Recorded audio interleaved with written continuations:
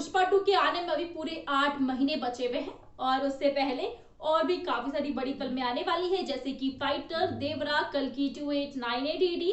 लेकिन फिर भी और मैक्स जो मूवीज और सीरीज की एक बड़ी कम्युनिटी है, उसकी the most awaited films of 2024 in the language Hindi की लिस्ट में Pushpa 2 the rule number 1 position पर है।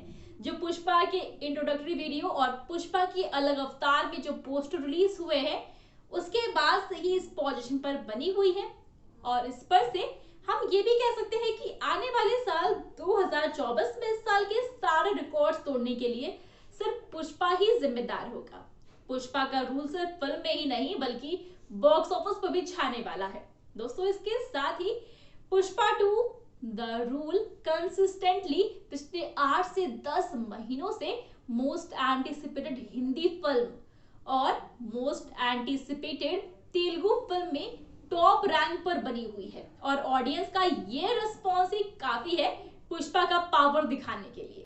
साथ ही फिलहाल पुष्पा 2 की शूटिंग की गति थोड़ी सी धीमी हुई है, क्योंकि अल्लू अर्जुन को सेट्स पर एक एक्सीडेंट का सामना करना पड़ा था और इस वजह से सुकुमार सर ने अल्लू अर्जुन की मर्जी के खिलाफ उन्हें आराम करने को कहा है, क्योंकि हमारे बनी तो ऐसी हालत में काम करने के लिए भी तैयार थे। पुष्पा 2 को मिल रही हाइप को देखकर ऐसा कहा जा सकता है कि अल्लू अर्जुन का जो फिल्म को ऑस्कर तक ले जाने का सपना है ना, वो जरूर पूरा होगा। साथ ही एक और सोचने वाली बात यह है कि जैसे रणबीर कपूर की एनिमल और प्रभास की सालार को अपने इंटेंस एक्शन और लैंग्वेज के लिए ए सर्टिफिकेट मिला था, क्या वैसा ही पुष्पा 2 को भी मिलने वाला है? यानी कि पुष्पा 2 को भी क्या ए ही सर्टिफिकेट मिलेगा?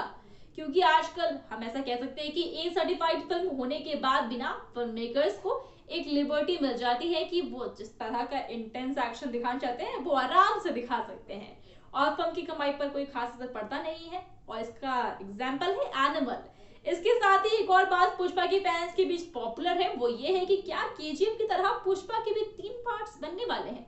ऐसा पॉसिबल है कि पहले में पुष्पा का राइज हुआ, दूसरे में पुष्पा रूल करेगा और तीसरे में पुष्पा का फॉल हो जाए, क्योंकि एट द एंड पुष्पा है तो एक क्रिमिनल ना, जिसका फॉल तो होगा ही। लेकिन जैसे केजीएफ एक फुल्ली प्लान्ड फिल्म थी, वैसे ही पुष्पा का कोई दूसरा पार्ट आना भी तय नहीं था।